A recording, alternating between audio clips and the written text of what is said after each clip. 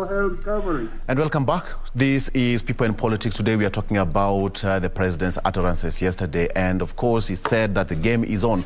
Perhaps if you just missed what the president said yesterday in Mombasa, let's take a look at what he said. Being rolled out nationally. With less than 7 months to the general elections, President Uhuru Kenyatta has dismissed claims by leaders allied to Kenya Kwanza Alliance that he is fronting ODM leader Raila Odinga for the top seat.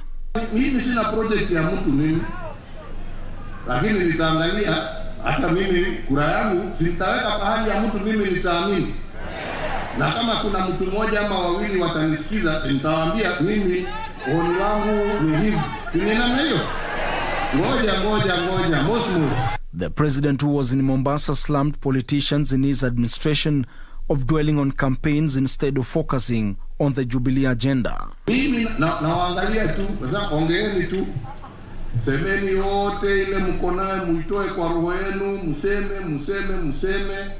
Mimi siwajibu kwa sababu sina haja. Utamjibu saa ngapi na ufanye kazi saa gani? Chama chetu cha Jubilee kimekuwa kazini. Na mimi sitachoka kuzunguka kuonesha Wakenya kazi ambayo tumefanya. Na mimi sitachoka kuambia Wakenya chagueni hii chama yetu, mnaona hii chama yetu inafanya kazi na tunataka kuungana na wengine kama wakina Joho na wale wengine ambao wanataka kazi. Na ndio shughuli ziendelee. While responding to his political critics for continuously faulting his administration over poor performance, the head of state said time for politics is officially on, and he was now ready to take them on. Jamani, kwa heshima, wala tufanye kazi, tutarudi wakati wa siasa ukifika. Nikaambiwa wewe una uwezo wa kutuambia tuache. Nikasema sasa hii mambo ya kutangatanga, akasema wacha sisi tutangatange. Nikasema basi. Wala sasa kipindi ya siasa imekuja na mtatusikia. Wale ambao wametangulia na wale ambao tunaingia. Na niliambia watu hii ni marathon.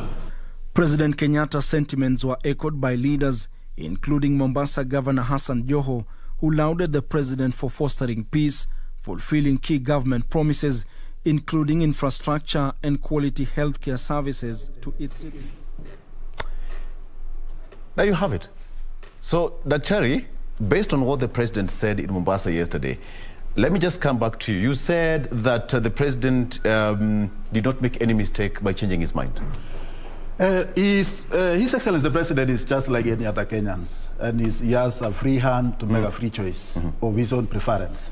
So having a free choice to choose Right Honorable Raila Odinga is quite befitting to him. Yes. But of course Kenyans will have their own say. I mean, each and every Kenyan we shall go to vote, and they will vote to their choices also. Yes.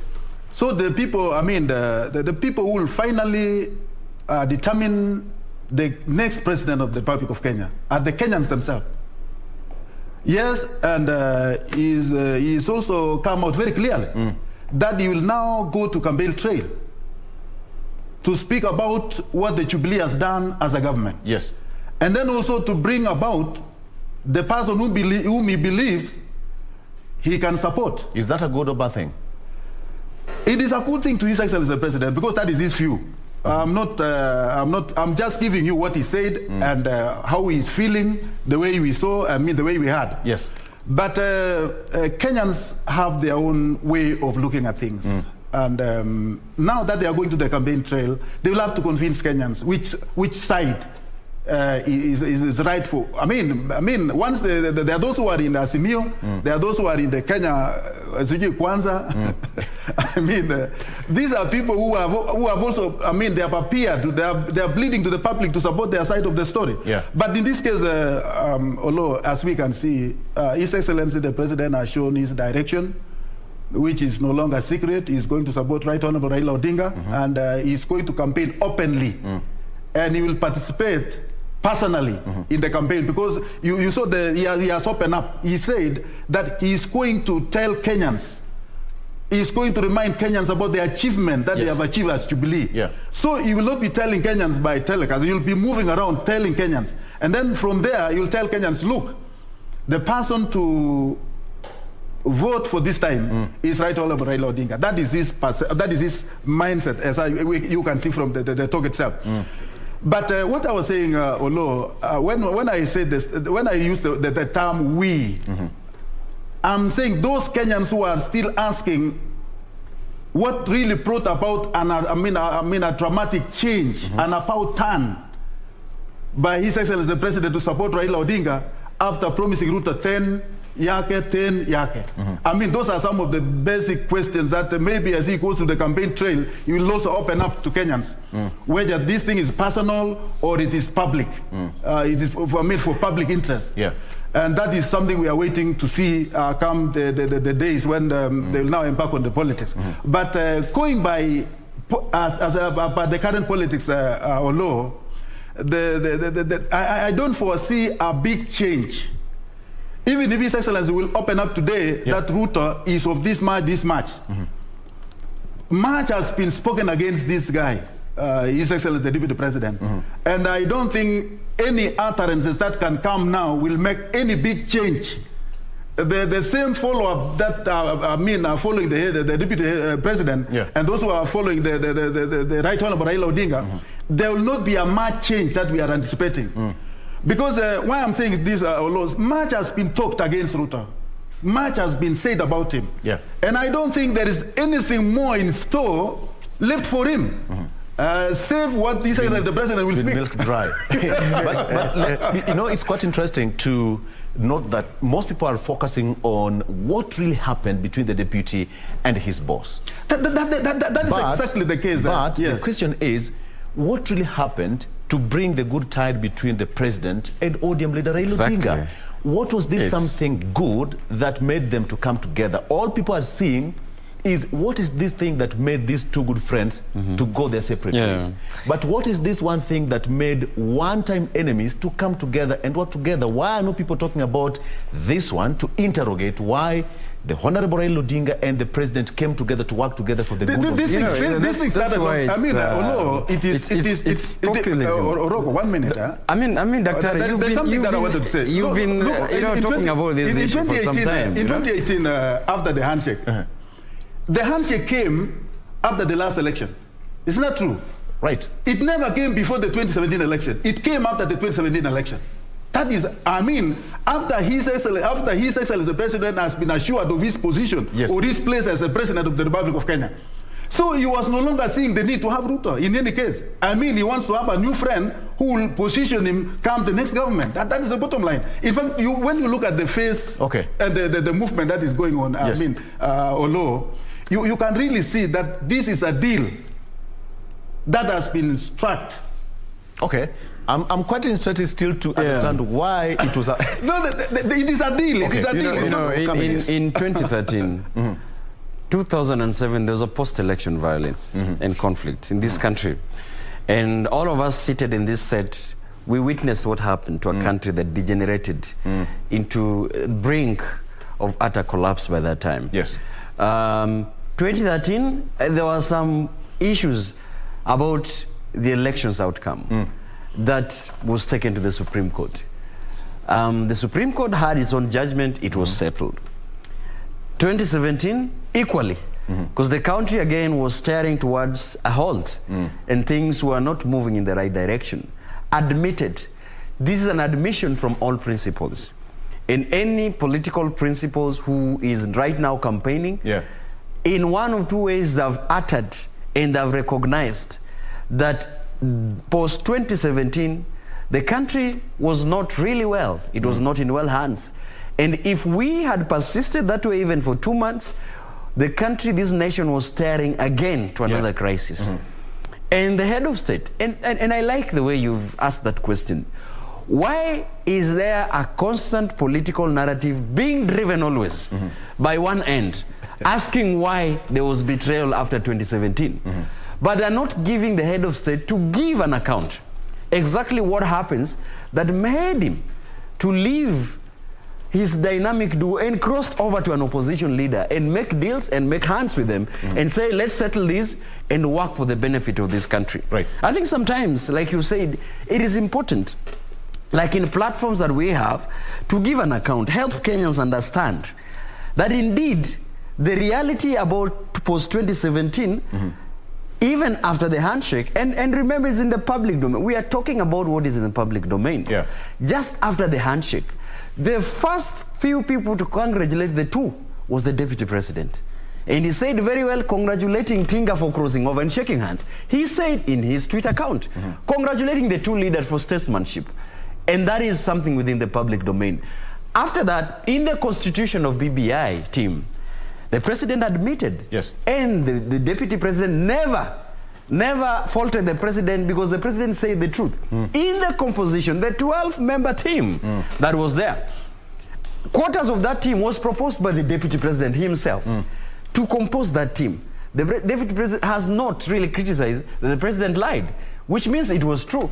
So sometimes I'm always telling you, in these political cycles and whatever we say, we lose the credibility of information. We lose the reality of information by propaganda, misinformation and disinformation.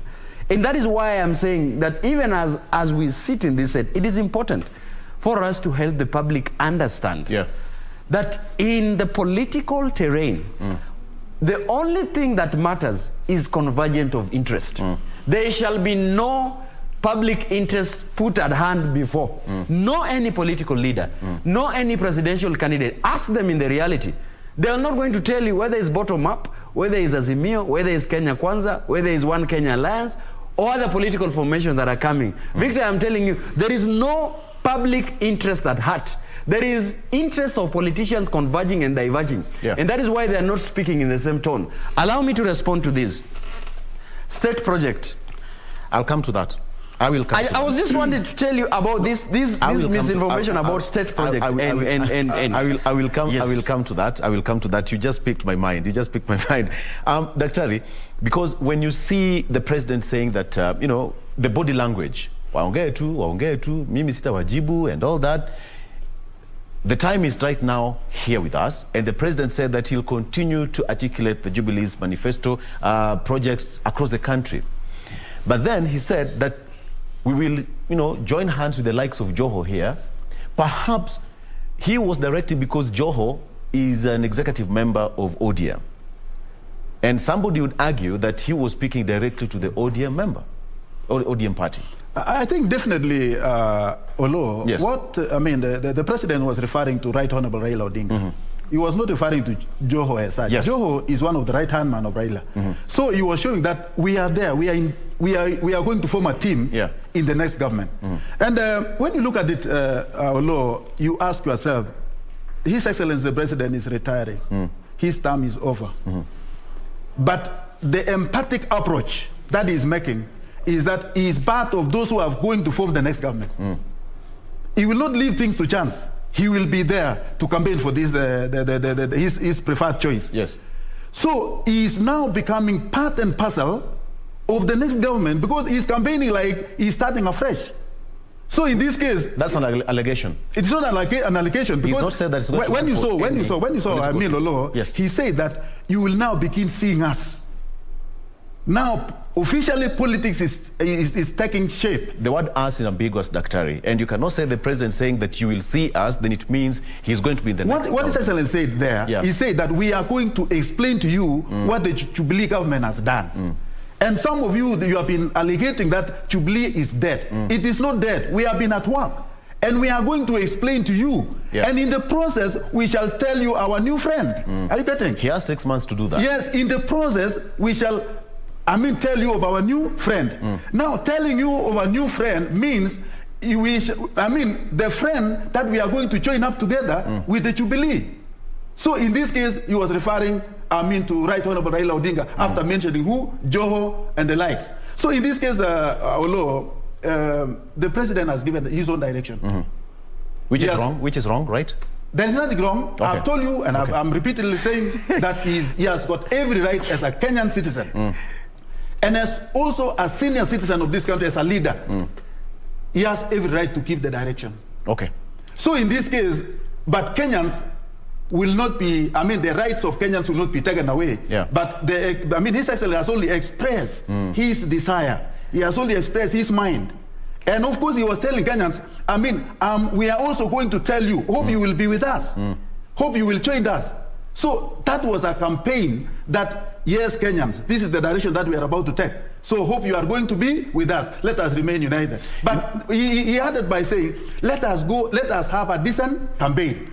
Actually, that's the denominator here. Yeah. Almost all aspirants saying that, we should have a peaceful campaign, just sell your manifesto the best way you can, but do not divide Kenyans. But let me tell you, let me tell you, Oloo, there is something that 1 second, yes. my brother has actually said about why the handshake was very necessary. There is no day when Ruto has ever refuted or said no to handshake or building bridges initiative. But what he actually explained... Did you just say that? No, that's what I'm wondering. He just said that. No, what Ruto said, that you cannot be building a new bridge and breaking the old one.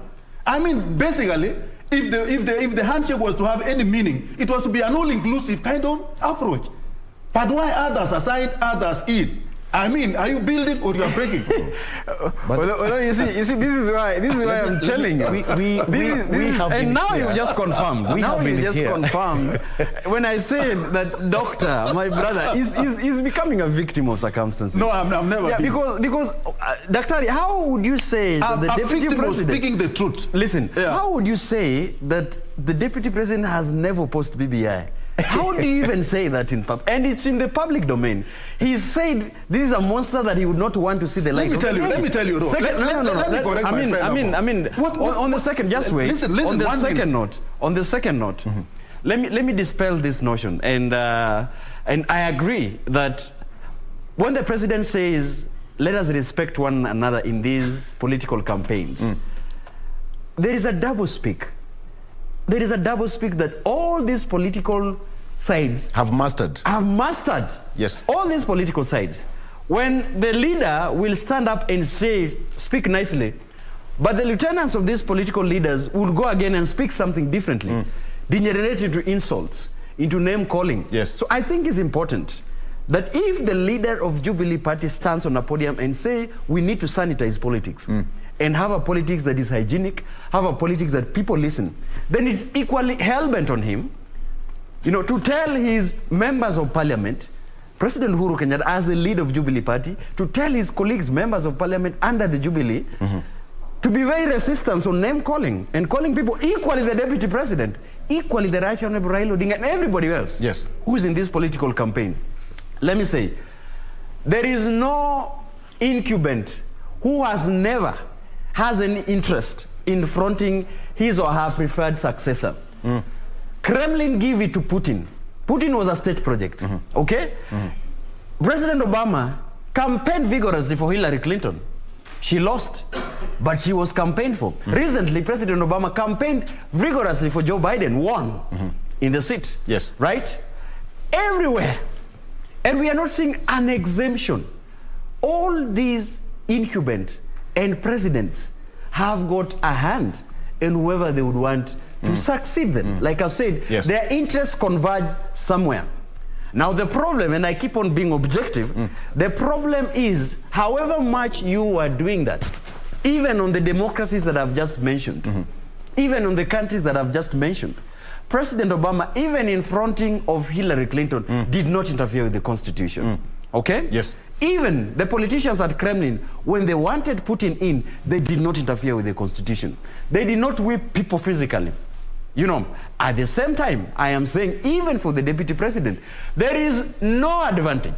There is no mercy anywhere. That you serving as a deputy president is an automatic ticket for you to be elected in this country. Okay, because, it's quite interesting to note, because the president said, we are going to tell them what we have done. But there's one statement probably we didn't capture in the bulletin, when the president said that, people work here. You do not go out there and start, articulating the government's projects on top of cars. All right? That was a direct attack to the deputy president. In fact, he said, Uhuru hits at Ruto, Jubilee backs Raila. They have an NDC coming soon, probably the end of this week, still waiting for communication. And that NDC, word has it that they are going to, to back Honorable Raila Odinga.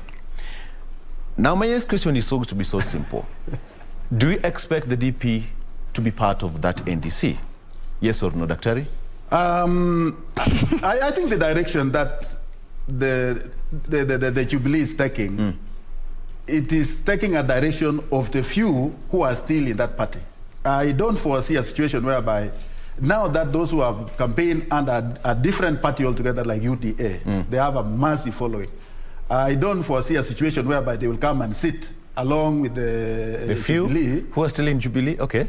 No, of course you know. I mean, you talk about, these people normally talk about 166 members of parliament now joining UDA. Now you can expect, if they were together, how many are still remaining? I mean, that is, it's open to mathematics. So, but what we are saying, yes. I think the battle lines have been thrown. Jubilee now is a distinct party away from those people who have actually formed the UDA. Yeah. And I don't think the plan, because when you look at the agenda that they are going to have, revamping the party, renaming, even the logo and all those things, I saw it somewhere. So I don't think those who are in UDA will be among those who will be mapping up about the goodness or the image of the Jubilee as it is. It will be those people who will have actually decided to remain as, in the party itself. So I don't foresee a situation where they will join up hands. But this is something that you have to mark, Nani. I've heard my brother talking about loudly about so much about the handshake PPI. You know, if you can remember, if you can go back to what we discussed, Oloo, the reason why some Kenyans were jittery to the PPI is because it was never inclusive as such. Including the deputy president. Yeah.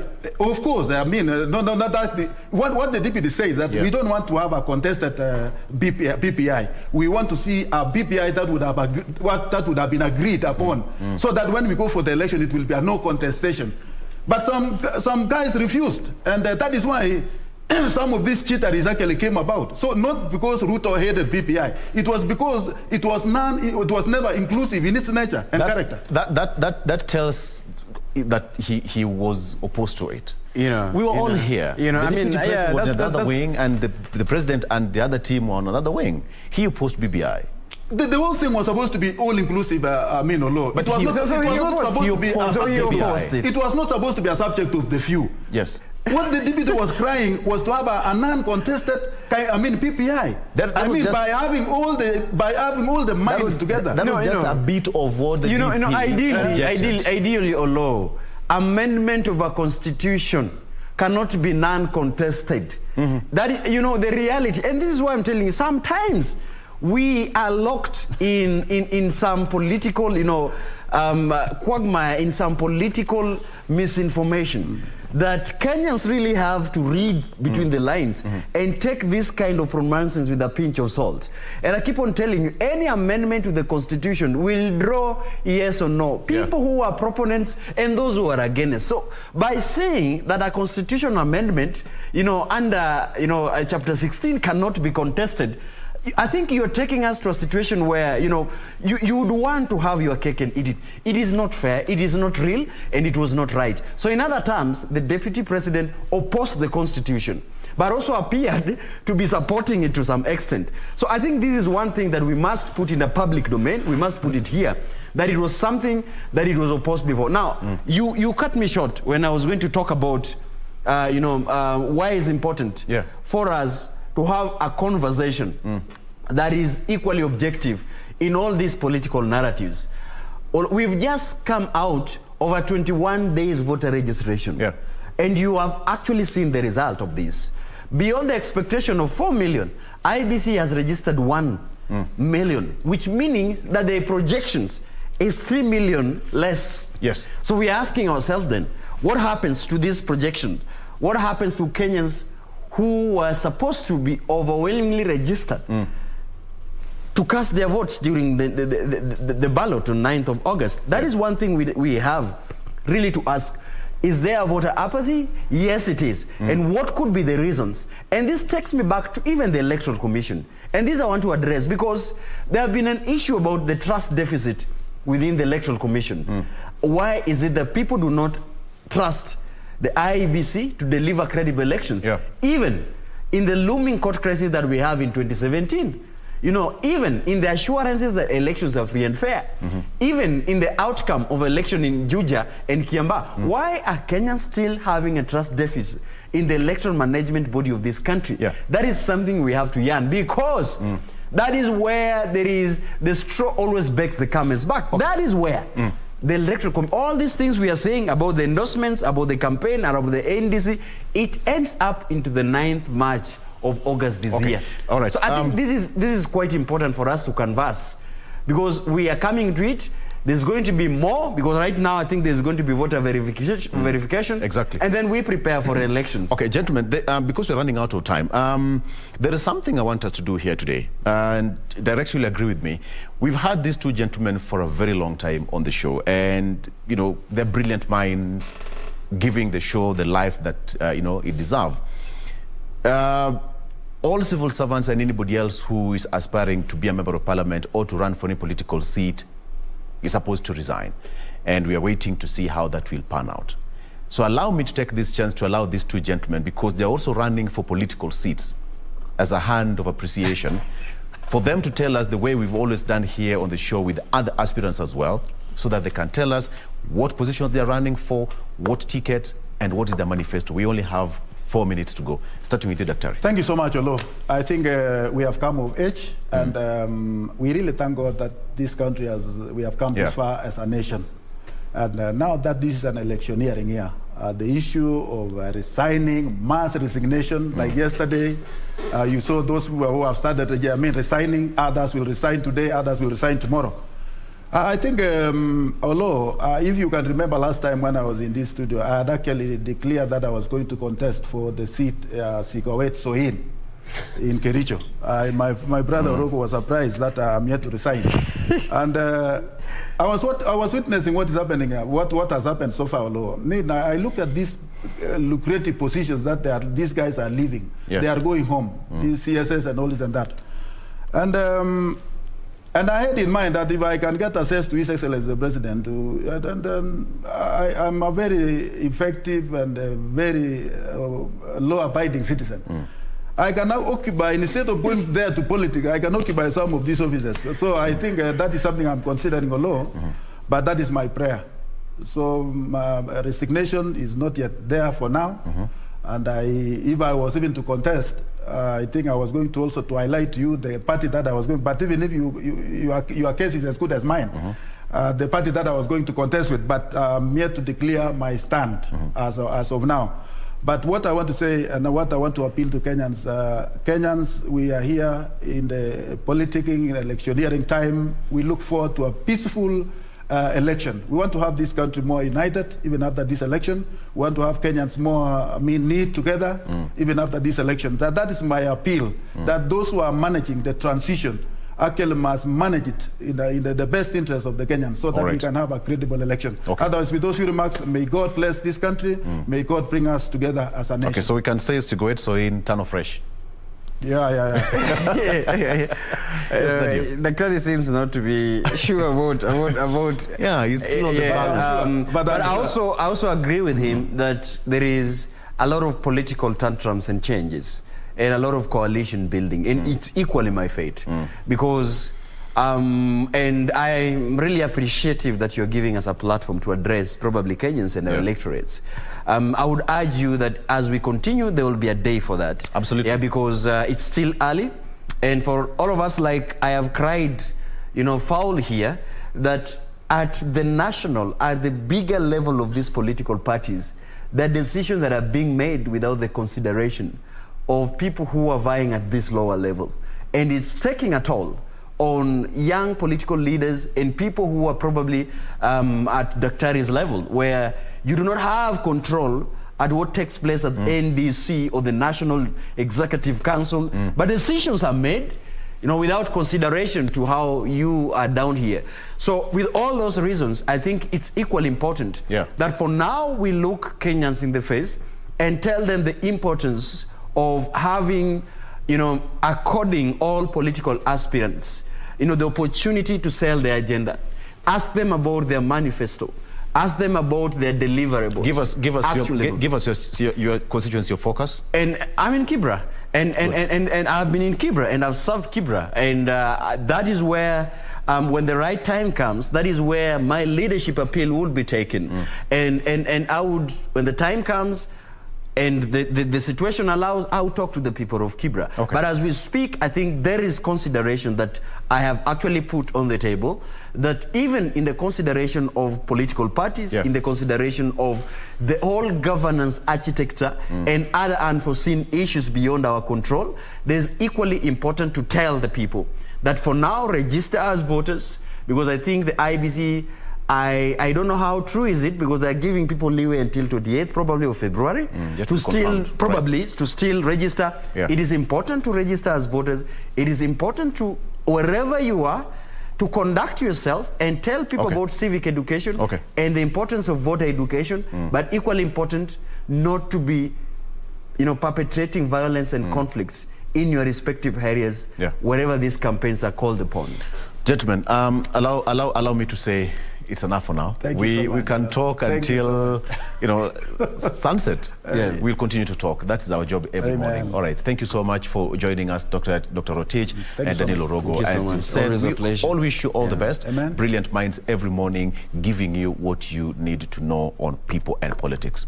All right. Let's take a break. When we come back, Jane has a very did I say very interesting discussion?